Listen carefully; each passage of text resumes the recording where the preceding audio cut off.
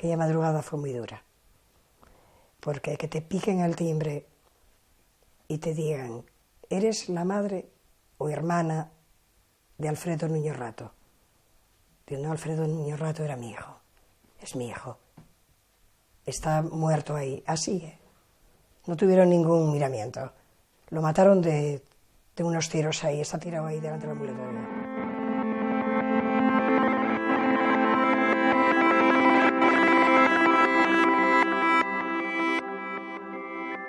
Han pasado 19 años desde que Sonia perdió a su hijo. 19 años buscando justicia. Alfredo Nuño Rato tenía 24 años.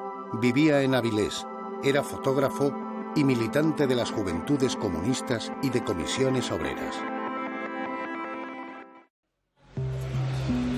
La noche del 8 de septiembre de 1989, Nuño fue asesinado frente a su propia casa, en el número 38 de la calle Llano Ponte. Aquella noche había estado en las fiestas de Covadonga, en el barrio de Versalles. Allí había dado comienzo la que debía ser una noche de fiesta como tantas. Antes de trasladarse hasta una zona de bares del centro de Avilés, Alfredo, acompañado de un amigo, hizo una última visita a su tienda de fotografía.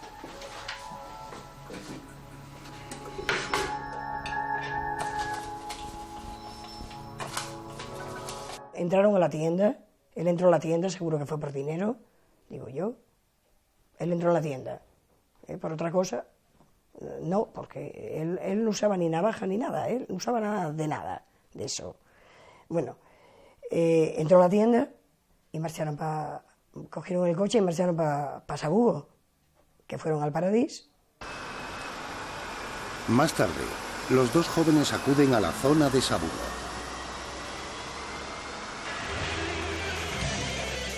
Pero allí todo comienza a torcerse. Una supuesta discusión en el interior de un bar es el preámbulo de un final fatídico. Alrededor de las 6 de la madrugada, Alfredo se dirige a su domicilio. En el portal de su propia vivienda es objeto de una primera agresión. Una mujer actúa de gancho y un hombre le asalta. Se enzarza en una pelea que se salda con una puñalada en un costado del joven fotógrafo.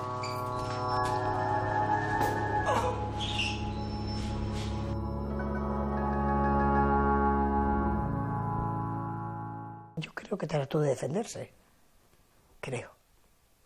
Él era muy fuerte, era un chaval muy fuerte. Y no iba a quedarse así, oye, que te vengan así por atrás a darte una puñalada, yo qué sé. No creo que te vayas a quedar así. A partir de ese momento, las informaciones se vuelven confusas. Acudió al antiguo centro sanitario de la calle Llano Ponte justo en aquel momento o tardó casi 20 minutos, tiempo suficiente para que la sangre de esa primera herida se coagulase. El tiempo que había transcurrido entre el apuñalamiento y el disparo, que era mínimo de 20 minutos, o sea, de ahí para arriba. ¿Y el por qué? Porque la sangre de la herida producida por el cuchillo estaba ya totalmente ya seca. Recuerdo la sangre que había en los cristales del ambulatorio, porque él trató de llamar allí al ambulatorio. Recuerdo una madre que estaba destrozada porque recuerdo, sobre todo, insistía cómo le dio la noticia a un policía, que fue muy brutal. Yo me pongo en su lugar, fue brutal decir, ¿tiene usted un hijo? Sí, pues baje que está muerto en el portal. Lo que es indudable es que una vez que Alfredo Nuño alcanza las escaleras del ambulatorio, recibe varios impactos de bala, hasta 5, aunque tan solo uno de ellos habría sido suficiente. Una bala mortal que le atraviesa el corazón.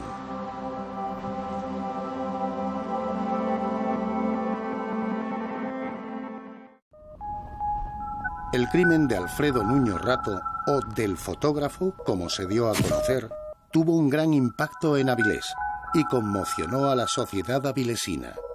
Un suceso, y un trágico suceso, porque fue la muerte, el homicidio, el asesinato de un joven, pues tiene su impacto en la sociedad, indudablemente.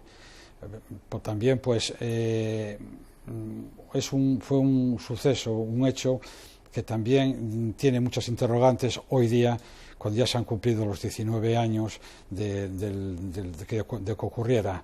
Indudablemente, la sociedad avilesina pues vivió aquellos momentos, aquella noticia, pues con una cierta sorpresa, porque no conocíamos una situación parecida. Es muy duro, ¿no? Muy duro y muy desgarrador. Es muy desgarrador porque además fue una muerte muy violenta, ¿no? Un chaval que va a entrar a su casa por la noche, que le están esperando en el portal, que le meten unas puñaladas, que era un tipo muy fuerte, que se deshace de la gente, que sube las escaleras de enfrente por su casa en Llanoponte, en Avilés, que pide auxilio unas escaleras y que le meten unos tiros. Una cosa realmente que además yo nunca había vivido ni conocido en Asturias un caso de esas características, ¿no? Donde hay una gente que va a por una determinada persona, ¿no? Aquello conmocionó bastante a cierta parte de la ciudad, porque era un chico joven, un chico conocido, un chico que aparentemente, al menos, parece que estaba afiliado a Comisiones Obreras y al PCA, era de Juventudes Comunistas, y bueno, era un hombre que tenía una vida en la ciudad, pues conocida, diríamos, por lo tanto, en ciertos círculos era una persona conocida, y por lo tanto siempre que ocurre un caso de esos, pues lo lógico es que la ciudad, o parte de la ciudad al menos, se conmueva. Estaba viéndolo vivo y estaba viendo aquella sangre allí y estaba viendo todo aquello, aquella vorágine. Era algo que me resultaba imposible, pero que a la vez entendí porque sabía que le iba a acabar pasando algo de eso. Alfredo siempre se había mostrado como una persona con inquietudes, reservada, pero muy cercana a los suyos. Era una persona que muy inquieta, era una persona muy adulta desde el punto de vista intelectual sobre la edad física que tenía, era un hombre muy estudioso, era un chaval que, si lo comparamos con los chavales de su edad, y cuando hablabas con él conversaciones, te causaba una impresión muy grata, y en el sentido de que su capacidad intelectual, política, era muy maduro para la edad que tenía. Desde bien joven comenzó a preocuparse por cuestiones políticas, quizá por la militancia de su propia madre. Alfredo Nuño se afilia a las Juventudes Comunistas y posteriormente al sindicato Comisiones Obreras. Con apenas 20 años viajó hasta el País Vasco acompañado de otros miembros del PC para colaborar en la primera campaña de Ezker-Batua. En una semana, 7, 10 días que estuvimos los dos en el País Vasco, en los años 80, en una campaña electoral que se presentaba por primera vez Ezker-Batua, lo que ahora es Izquierda Unida, y ahí estuvimos una semana en las 3 capitales y en pueblos del País Vasco, apoyando a los compañeros entonces de Ezker-Batua, y yo recuerdo perfectamente que quedé asombrado en esa semana de convivencia, el conocimiento que él tenía de la realidad política de Euskadi, ¿no?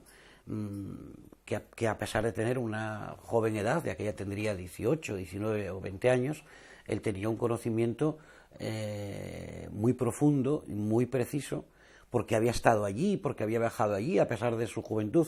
Es decir, creo que Alfredo fue una persona, insisto, muy por encima de preocupaciones y de madurez de la inmensa mayoría de los jóvenes que yo conocí de su misma edad. No fue el País Vasco el único lugar en el que Alfredo desarrolló su activismo político. También participó en las movilizaciones obreras de los años 80 de Avilés.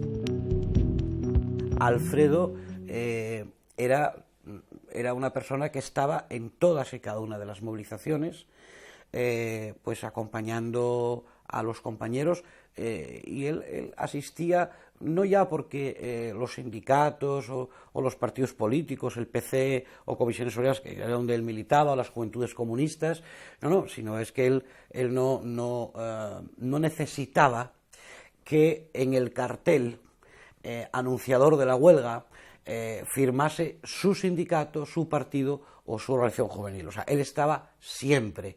Alfredo, en ese sentido, yo creo que cumplía una máxima de Karl Marx, ¿no? De Karl Marx, internacionalista, de que todo lo que me rodea, nada me es ajeno de todo lo que me rodea. Y eso le ganó un gran cariño, porque todo el mundo que algunas veces se quedaba en sus casas y no apoyaba ni a sus compañeros, estaba siempre aquel chavalín, aquel guaje, ¿no? Con todos nosotros, ¿no? Y sí, me acuerdo que llamaba la atención, ¿no? Alfredo era una persona muy vital, una persona que quería parecerse al Che Guevara, fundamentalmente, un luchador y sobre todo un idealista. Pero Nuño Rato era una persona con un carácter especial, muy fuerte y temperamental. Era temperamental como yo. Yo pues soy también así, si me enciendo, me enciendo. Pero violento no era, ¿eh? Eso no, violento no.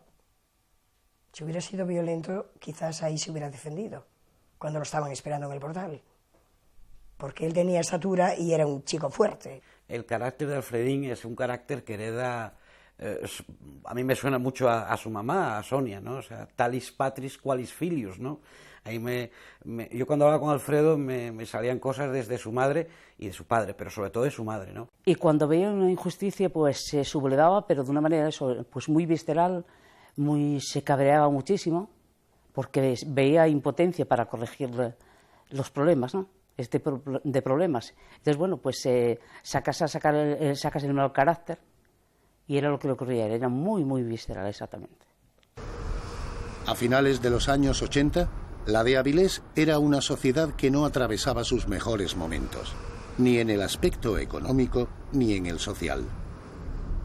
La Avilés de las reconversiones, ¿no? En Avilés todo el mundo vivía del papastau, por llamarlo de alguna forma, y de repente el papastau se privatizó y Avilés se convirtió, pues efectivamente, durante muchos años en una ciudad muy deprimida y que sus jóvenes, pues la mayoría de ellos estaban, pues pobres, se habían metido por la droga, ¿no? No había trabajo, no había expectativas y la gente pues optó por el camino, por llamarlo más fácil, ¿no? Que fue el camino de la droga.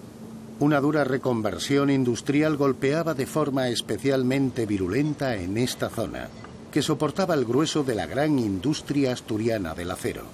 Una industria que desde los años 50 había convertido a la ciudad en el centro neurálgico del sector siderometalúrgico y que en esa época conocía la peor cara del declive industrial.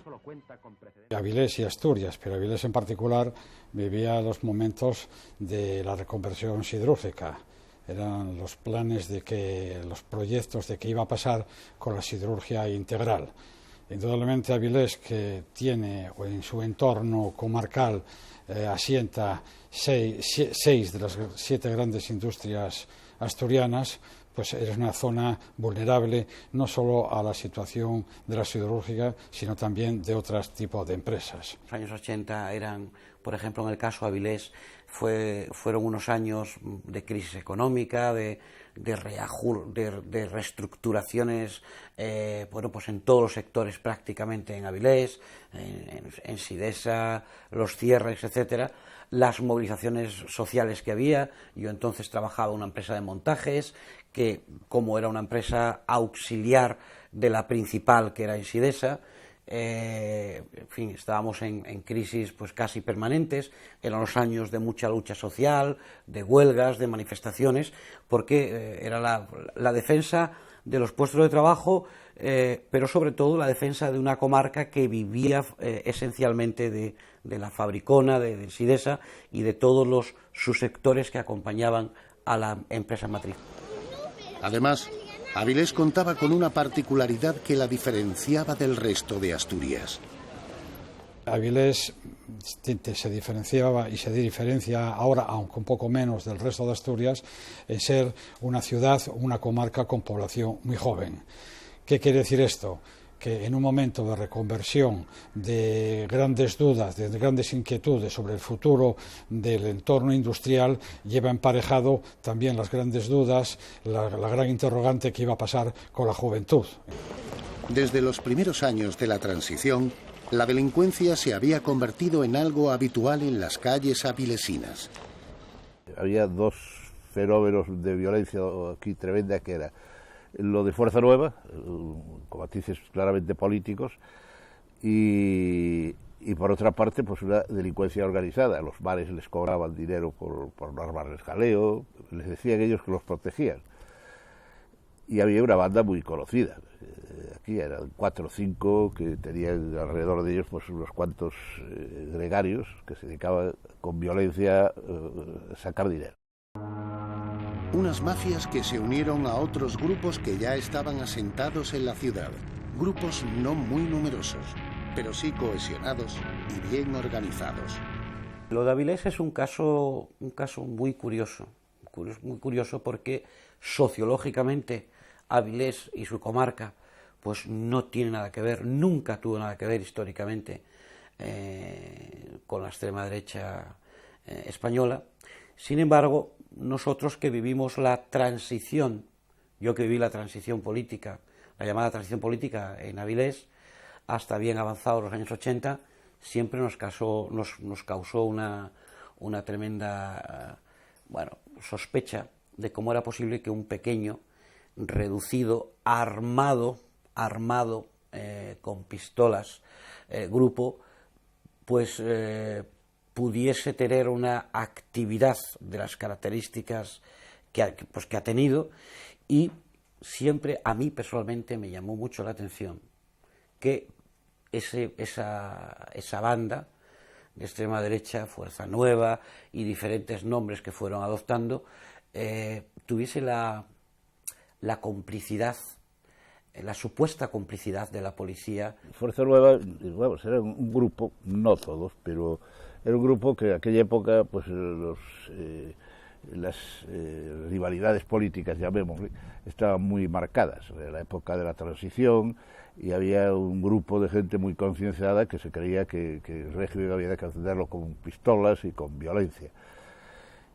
Todos tenían armas.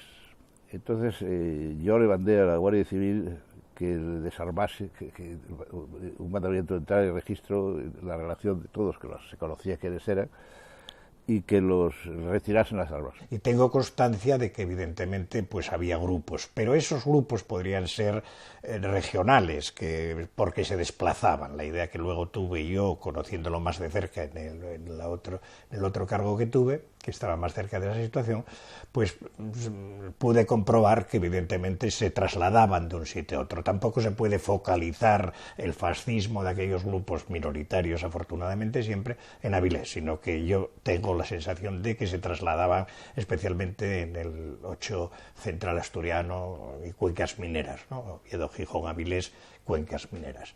Y eso, desgraciadamente, pues existió. Estos grupos continuaron formando parte de la vida cotidiana de Avilés durante bastantes años.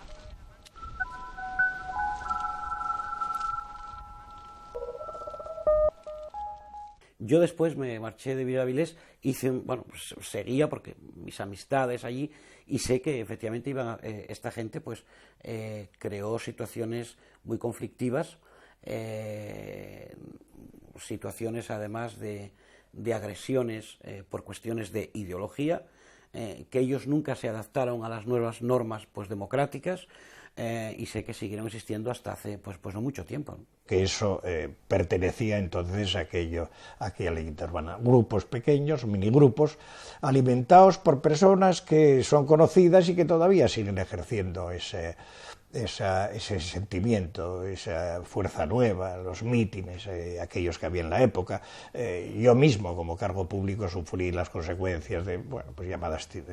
Yo tuve que cambiar el teléfono 2 veces porque no se podía soportar. Tuve algún accidente altercado a la puerta de casa. En casa los niños, entonces mis hijos, sufrieron una cierta persecución. Y que la extrema derecha haya acampado por sus respetos y sigue acampando muy cerca, Bueno, los datos están ahí, no es cosa mía, de algunas instancias policiales, y entonces actuaron y siguen actuando con total impunidad. Esta delincuencia encontró en el mundo de la droga, de gran presencia en la comarca durante aquellos años, un importante campo de cultivo. La parte mala pues era los primeros porros, en fin, entonces yo creo que la cocaína ni se conocía, pero todas esas cosas dieron lugar a que en los barrios los aprovechados malos comerciantes de la droga de entonces, pues indudablemente encontraron ahí un campo de operaciones importante, tanto en La Luz como en La Carriona, como en el propio centro de la ciudad. Soy consciente de que eso fue un problema. Lo hemos vivido intensamente, pero era difícil luchar contra aquello desde una comunidad, desde una ciudad, desde un ayuntamiento que tiene pocos medios a su alcalde. Pero indudablemente Avilés, creo que como otras ciudades de España, especialmente industriales, sufrieron esa lacra social, ¿no? Y yo, mirando fríamente en la distancia, siempre dije, era la crónica de una muerte anunciada. Porque a alguna gente le dijimos, tienes que ser más cauto, tienes que tener mucho cuidado. Por los ambientes donde te mueves, se mueve otro tipo de gente que tú sabes que es muy peligrosa. Él quería redimir al mundo de la droga y de la prostitución. Todos sabemos lo que ocurre en esos mundos, o todos o algunos, más que otros, en esos mundos tan sórdidos, y todos sabemos lo que ocurre en Avilés, lo que ocurrió y lo que sigue ocurriendo actualmente, ¿no? Y todos, repito, algunos sabíamos que era la crónica de una muerte anunciada. En ese entorno, las hipótesis sobre el posible móvil del crimen del fotógrafo hicieron correr ríos de tinta. Se plantearon muchas teorías, aunque la mayor parte de ellas con escaso fundamento. Que un joven aparezca muerto da lugar a muchísimas hipótesis, a muchísimas habladurías e incluso algunas afirmaciones faltas de fundamento, ya que hoy, 19 años cumplidos de aquella fecha, el tema sigue sin cerrarse porque no se sabe realmente lo que realmente ocurrió. Una de las primeras hipótesis de las que se hicieron eco los medios de comunicación fue una discusión en las fiestas de Versalles como origen del asesinato del joven Alfredo Nuño. Más tarde se producen las primeras detenciones y comienza a hablarse de un móvil político. Nuño Rato estaba afiliado a las Juventudes Comunistas y a comisiones obreras. Ese perfil de militante de izquierdas y sindicalista hizo que se plantease la hipótesis de un crimen de motivación ideológica. Esa teoría acabaría por cobrar fuerza, tanta que desde algunos medios se atribuyó el asesinato a un supuesto comando de la extrema derecha avilesina. Yo creo que todo eso es fruto de la rumorología de un suceso que no estuvo claro en sus circunstancias, un suceso un tanto opaco en cuanto no se ha resuelto. Ahora, la extrema derecha, yo creo que Avilés ha sido y es una sociedad tolerante, lo ha sido a través de la historia, ya están, la misma historia lo refleja, y yo creo que ese tema, al menos a mí no me consta. Yo os digo que es un asesinato común, puro y duro. Quiero decirte, Alfredo tenía una personalidad muy determinada, era un hombre, como su madre bien lo describía, era un hombre que no se callaba lo que se tenía que callar, y quizás se enfrentó a personajes en un momento determinado pues que no estaban en sus cabales y le mataron sin más. También se habló de la mafia de la droga y la existencia de unas fotografías que pondrían en evidencia a traficantes locales. Y parece ser que fue cierto lo de las fotos. Yo no las vi. Tampoco puedo decir, ni vi los negativos, ni vi las fotos. No las vi. Esos, si los hubiera visto, hubiera sido otro cantar. Pero no las vi. Busqué mucho, en casa y todo, pero no las encontré. Esas fotos de estarían en la tienda. Esos nunca las vi. Algunos medios de la época apuntaron que el asesino o los asesinos actuaron como sicarios para saldar una deuda que mantenían con un narcotraficante. A pesar de todo, ninguna de esas hipótesis acabó por tener fuerza suficiente para encauzar la investigación del asesinato. no tenemos nada cierto. Hubo un sospechoso, que ya lo conocéis, en fin, una persona que coincidía en una serie de circunstancias, pero judicialmente es muy peligroso cuando te parece que una persona es el autor. Hay que confirmarlo mucho con pruebas fehacientes y con hechos muy claramente probados. El asesinato de Alfredo Nuño Rato se produjo durante la madrugada del 8 de septiembre, una jornada festiva. Este caso ocurrió un día de fiesta y quizá ese 8 de septiembre, día de fiesta, los primeros investigadores que llegaron al momento, al sitio del suceso, podemos decir que la instrucción en un primer momento la podemos calificar de anormal.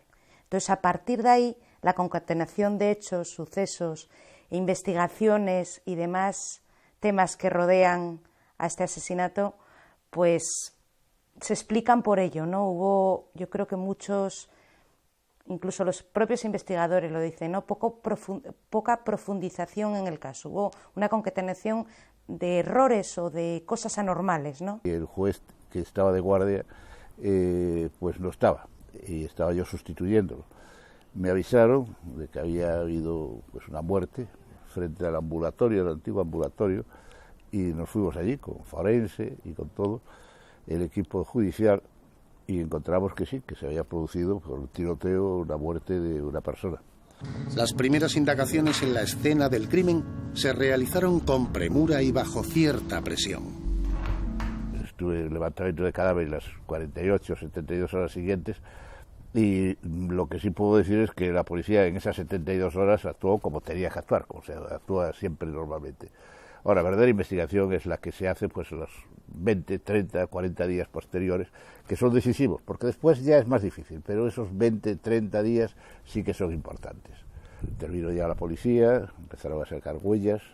La preocupación fundamental, aparte ya del hecho de no había posibilidad en aquel momento de saber la autoría del hecho, porque estaba allí, se había recibido unos tiros, era la preocupación por los trasplantes, porque en estos momentos les interesaba muchísimo de aquellos y de estos, el aprovechar estas circunstancias. Entonces se planteó un problema entre el forense y el interés que había de aprovechar los órganos, porque esos órganos son muy apetitosos desde el punto de vista de trasplantes.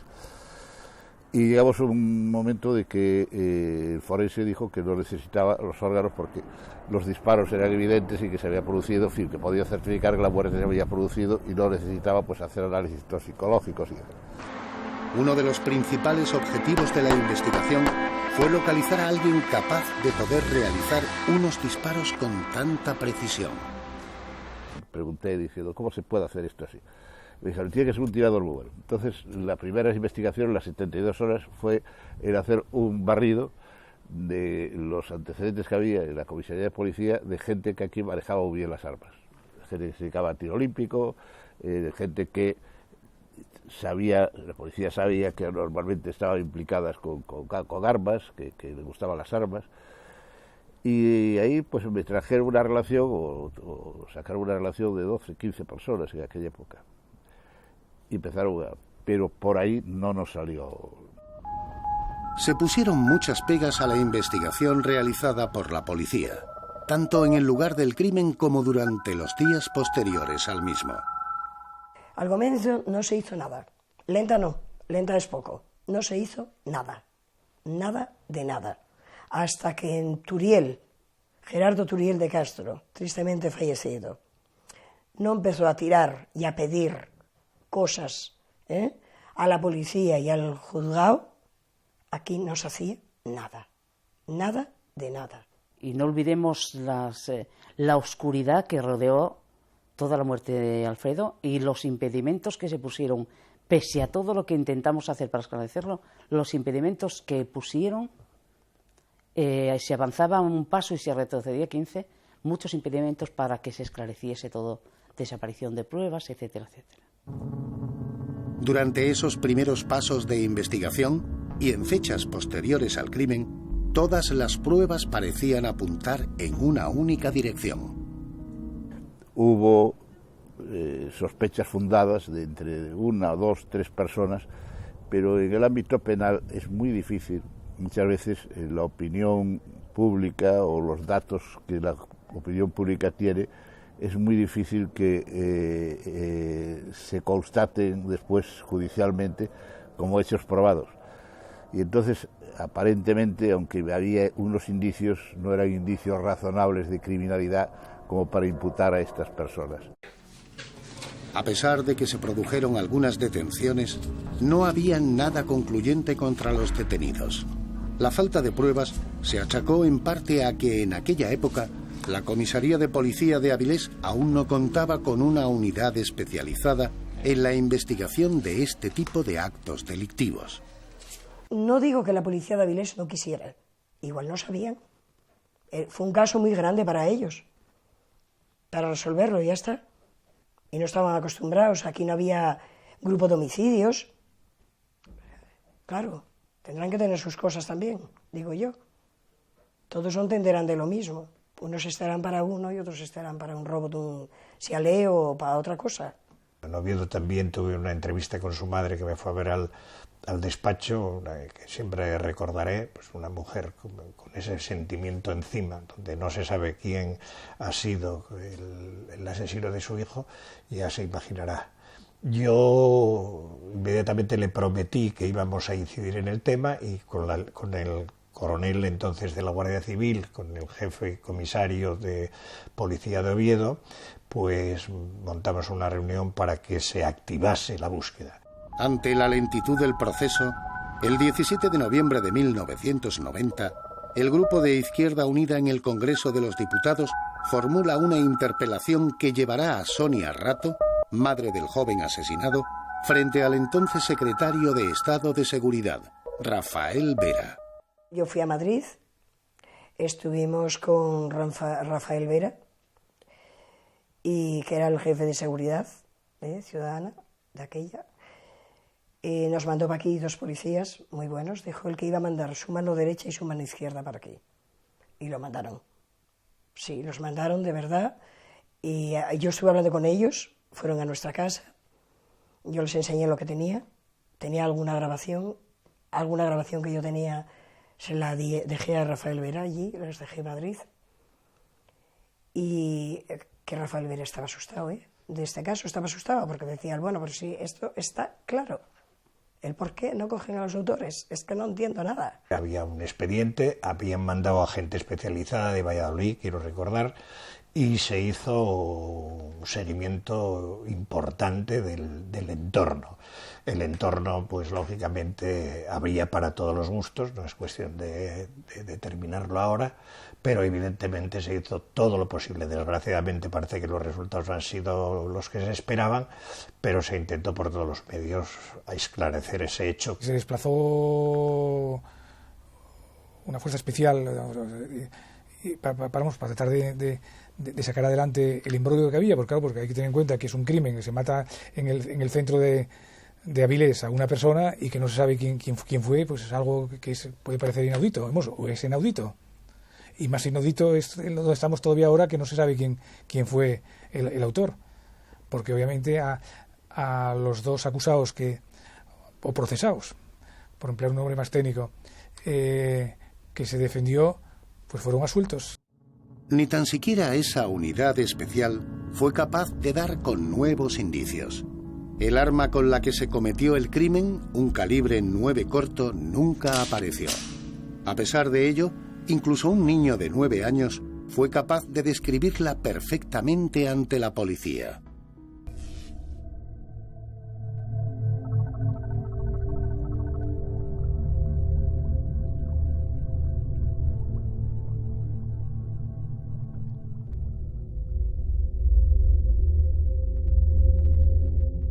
Además la describió un niño de 9 o 10 años, delante de un policía. La describió y dijo el policía, es verdad, es que lo que está diciendo este crío vio el arma. Lo vio un crío y lo vio una señora que tristemente está muerta y esa sí lo hubiera visto. Ese arma todo el mundo, mucha gente lo vio, estuvo en venta, se supo que la estaban vendiendo todo, pero desapareció el arma y desapareció pues con ello una de las pruebas principales también. Esa es la pregunta que está que flota en el ambiente. Alguna gente sabe de dónde, qué hicieron con ella, parece ser, dónde fue a parar, sabe también quiénes fueron los que la hicieron desaparecer. Pero como todo, pues hay mucho miedo en el ambiente también, a pesar de los años que pasaron, y hay mucho miedo todavía a hablar. Otra de las incógnitas que rodea el asesinato de Alfredo Nuño Rato es la relativa a qué ocurrió con la ropa que vestía esa noche. Esa ropa desapareció. Esa ropa desapareció. Desapareció del cementerio. Estaban 2 policías allí. Los 2 policías que me fueron a dar a mí la noticia estaban allí, presentes en la autopsia. Esa ropa desapareció. Vinieron los de Madrid y me preguntan por la ropa. Dije yo, ¿qué ropa? Dije yo, ¿estará en la comisaría? No, la comisaría no está. Pues estará en el juzgado. No, el juzgado está. No sé qué hicieron de esa ropa. Una gran parte de la investigación la hizo la que podemos llamar como la madre coraje, ¿no? Y la policía o determinados agentes se aprovecharon, escucharon esa investigación. Sonia se cogió pues a un investigador, investigaron y grabaron horas y horas de cintas pues con gente marginal que había oído hablar de este tema, pero había oído hablar. El tema es que todo el mundo había oído hablar, pero estamos hablando que había oído hablar a las 2, a las 3 de la mañana. Nadie se sentó en una comisaría, quiero decirte, o al menos las pruebas que se llevaron no eran pruebas lo suficientemente contundentes para condenar, estaban basadas en eso. Nadie en una comisaría había dicho, este señor lo hizo, o este señor lo hizo, o se ha demostrado que había huellas. No había nada de esto en este caso. Esa labor de investigación y las posibles averiguaciones acabaron por transformarse en amenazas. Me metieron una bala en el buzón. Amenazas verbales, las que quieras, que voy a ir por ti, que voy a tal, que se amenazo, que te rajo, que te pares quieta, que no te muevas, que como andes revolviendo verás, de todo tipo. Pero yo igual no me paré. Yo seguí, pero no me sirvió para nada. No fueron las indagaciones de esta madre coraje las que le dieron un nuevo impulso al caso, sino la aparición en 1993, 4 años después, de una mujer, Milagros Gabela, conocida como La Cuca. Las declaraciones de Gabela, autoinculpándose, parecían ser reveladoras. Aseguraba haber estado presente cuando se produjo el crimen e incriminó a otras 3 personas apodadas El Chiqui, La Mona y Pacho. La única base acusatoria pues era el testimonio de una persona que había estado allí, según manifestó, cuando mataron al fotógrafo y que le habían apuñalado en una pierna y pues que la otra persona le había disparado con un arma de fuego, pues fue también inculpada por no haber denunciado los hechos en su momento oportuno. Pero esta misma persona que se llama Milagros, o se llama Milagros Gabela, pues prestó muchísimas declaraciones, hasta que hubo un momento en que sirvió de base a quien instruía la causa para tomar declaración nuevamente a esas personas y decretar la prisión de 2 de ellas. Con esta declaración, la propia Gabela y las otras 3 personas a las que había incriminado fueron detenidas. 4 años después, parecía que el crimen iba a quedar resuelto. Es que esa mujer, pues, decía muchas cosas que unas no tenían ni pies ni cabeza y otras la verdad es que coincidían con muchas cosas. Y por eso se detuvo a gente otra vez, porque, claro, ella decía cosas que nadie sabía. Bueno, lo sabía algún investigador, pero desde luego nosotros no. Que decían que podía habérselos contado la madre, decían. Y yo, cosas que decía ella, es que yo no tenía ni idea. Ella era muy parlanchina, ¿eh? Era una mujer que tenía o que se veía que tenía una gran ansiedad y no paraba de decir cosas y conceder entrevistas a los medios de comunicación, a los periódicos. Se dijeron muchas cosas sobre esta mujer. Una de ellas fue que sufría un retraso mental. Tenía un deterioro psíquico, yo creo que importante, yo creo que es importante. Esa invalidez que ella cobra no es por un retraso mental, es por los pies. Ella es lista como el hambre.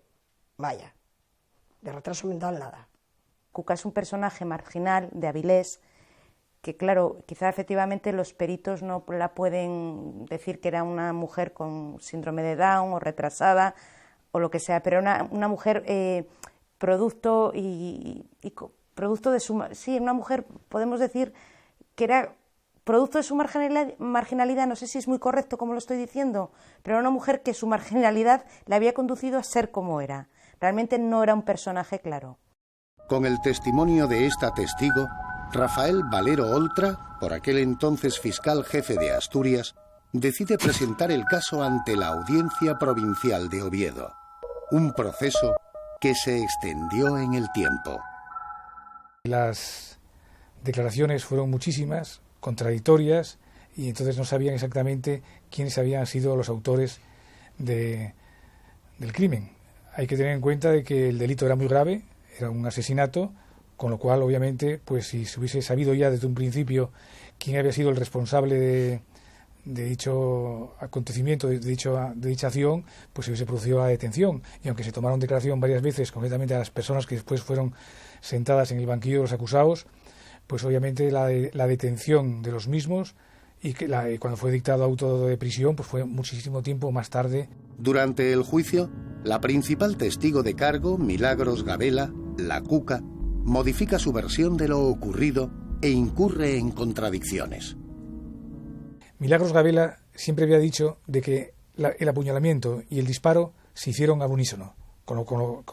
Y eso lo recogía el Ministerio Fiscal en su escrito de acusación. Y lo que sucede es que en el juicio oral los médicos forenses, a preguntas mías, me manifestaron de que el tiempo que había transcurrido entre el apuñalamiento y el disparo, que era mínimo de 20 minutos, o sea, de ahí para arriba. ¿Y el por qué? Porque la sangre de la herida producida por el cuchillo estaba ya totalmente ya seca cuando se ocurrió la muerte. El abogado de la defensa aprovecha esas contradicciones de la Cuca. La declaración de Milagros Gabela no se correspondía con la realidad, puesto que estaba negando un hecho o haciendo ver un hecho de que no había ocurrido. Es decir, que se había producido todo al unísono entre todas las personas que lo rodearon al fotógrafo cuando era evidente que no. Y eso se congeniaba también con que no habían estado en un establecimiento donde se había dicho que había habido que estaba también la víctima y otros, etcétera. Yo creo que ese fue el motivo para la solución. Pero el caso de Milagros Gabela no fue el único, sino que fueron varios los testigos que se contradijeron, incluso un amigo del fotógrafo. Después, en el juicio, en la audiencia en Oviedo, le leyeron lo que él declaró en la policía. Y ante el juez también. Vale. Y dijo, no, eso no lo dije yo. Dice, esto lo firmaste tú, ¿es tu firma esta? Dijo él, sí, pero eso no lo dije yo. Y aquí, como vale todo, puedes decir una cosa ahora y después decir que no. Vale. Pues como vale todo, pues vale. Así quedó. La recuerdo en eso, en un juicio donde unos dicen una cosa, otros dicen otra cosa, y al final, pues, hay lo que hay, ¿no? El leitmotiv de todo parece ser que fue una foto donde había una cantidad ingente de droga, cocaína en este caso, y otra de dinero, parece ser. Entonces había miedo. Había y no hay a hablar del tema. Y el juicio estuvo muy mediatizado por eso, ¿no? La gente tenía... La que antes decía A, luego decía Z. O sea, que estuvo todo muy... Era como una especie de contradicciones, pero que todos sabíamos que... Pensábamos que no iba a pasar, pero sabíamos que iba a pasar. Y bueno, luego esta desaparición de pruebas, etcétera, etcétera. Y es un caso que, como bien decís, se va a archivar, sabiendo todos quiénes son los culpables y sin poder decir que lo son. Ante tal situación, el juez acaba por decretar la libre absolución para todos los acusados. La Cuca y Pacho habían sido juzgados como colaboradores y el Chiqui y la Mona como presuntos autores. El primero de los disparos y el segundo de la puñalada. Para mí fue un circo. Yo estaba allí y yo sabía que aquello no tenía ni pies ni cabeza. Yo, sinceramente, Turiel confiaba en el fiscal de Asturias, confiaba en él. Y dice, no tenemos pruebas, yo creo que tal y cual. Yo no lo veía nada claro. Y como no lo vi nada claro, así quedó. Así quedó. ¿Ves? No había pruebas consistentes para decir, fuiste tú. Y claro, como nadie dijo, fui yo, porque el que lo hace no lo va a decir, pues ya está. Era por lo que se sabía, o lo que se decía, de que incluso de que los honorarios míos en mi despacho, pues que estaban pagados por una tercera persona, porque ellos que no podían hacer frente al pago de las... O sea, pero eso fueron habladurías, porque obviamente a mí quien me pagó los honorarios fue la madre de quien defendí. Casi 20 años después de que una puñalada y 5 certeros balazos acabasen con la vida de Alfredo Núñez Rato, todo sigue igual.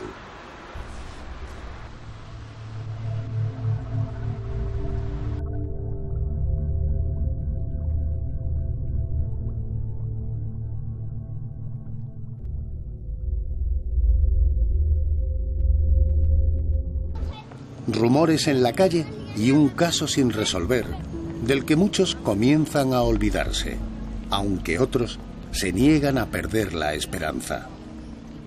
La esperanza nunca se pierde.